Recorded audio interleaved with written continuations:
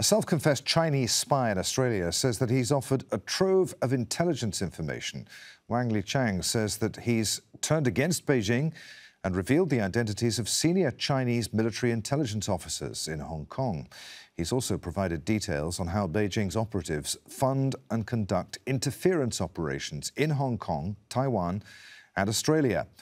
Wang is now seeking asylum and says he could face the death penalty if he returns to China. Well, Australia's government has not yet indicated whether it will grant him asylum.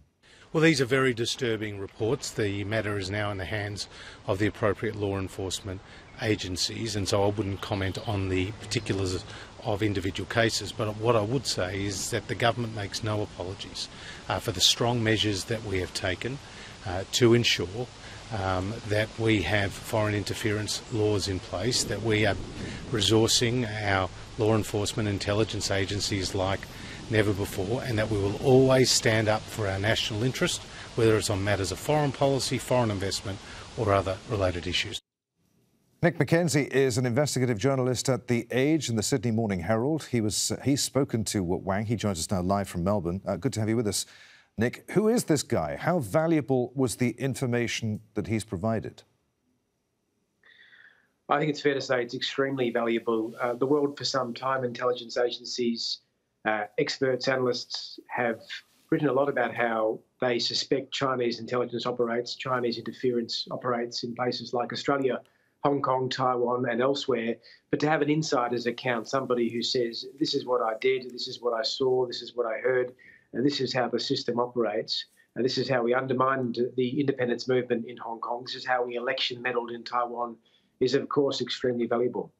This is all Cold War stuff, isn't it? How is China able to recruit ethnic Chinese to spy for it in these places? Well, we know that the Chinese government has one of the biggest intelligence apparatuses in the world.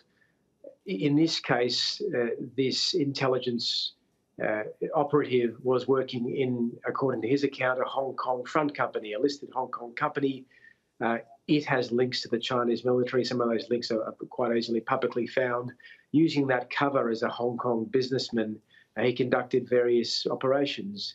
Perhaps one of the more notable operations involved in the kidnap of one of the Causeway Bay bookshop sellers. This is where 5 booksellers were disappeared, rendered to the mainland. Wang claims he had personal involvement in the kidnapping of one of these people. He conveyed information to the kidnap team. Just simply one of the fairly stunning revelations he's made to us and to Australian authorities. How many more like him are there, especially in Australia itself? Well, Australia is at the tip of the spear in some respects in the Western world in respect of this issue of China's government foreign interference. The assessments that I've been given by Australian government authorities who know about these issues is that he's not unusual. There are many people like him following the orders of the Chinese government in Australia and elsewhere engaged in serious acts of foreign interference. That's not to say, of course, the vast majority of Chinese Australians are absolutely wonderful and law-abiding citizens.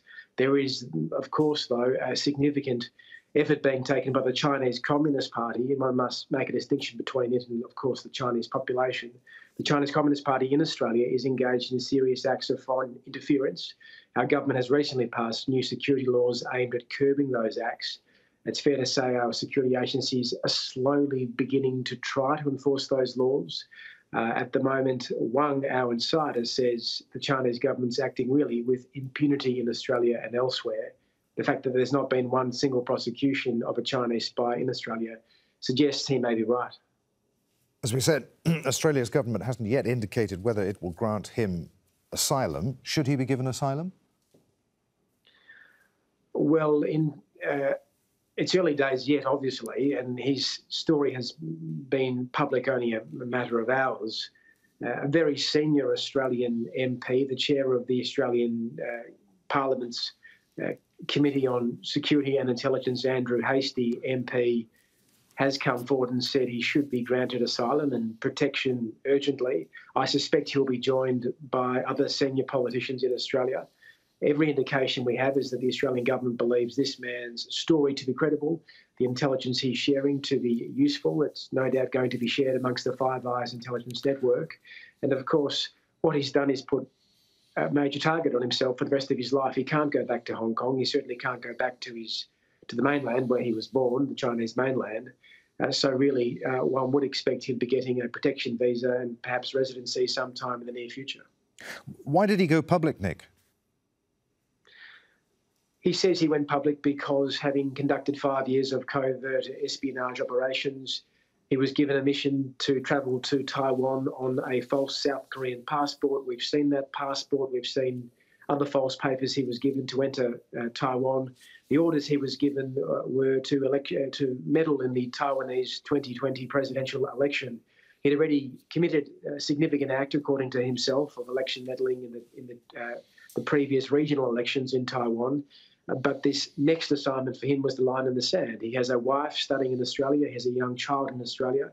He travelled to Australia in April this year and made a decision he wouldn't return to Hong Kong and did not want to undergo that next mission he'd been given, and so has been hiding out in Sydney ever since. I guess more broadly, he according to him, has had a crisis of conscience. He is tired of serving a regime he no longer believes in. He's seen the Chinese Communist Party engage in acts that he believes are improper, and he no longer wants to help them fulfil their cause. So he's come to Australia. He says he's embracing democracy, and he's wishing and seeking urgent protection.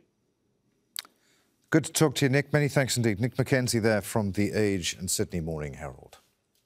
Thank you.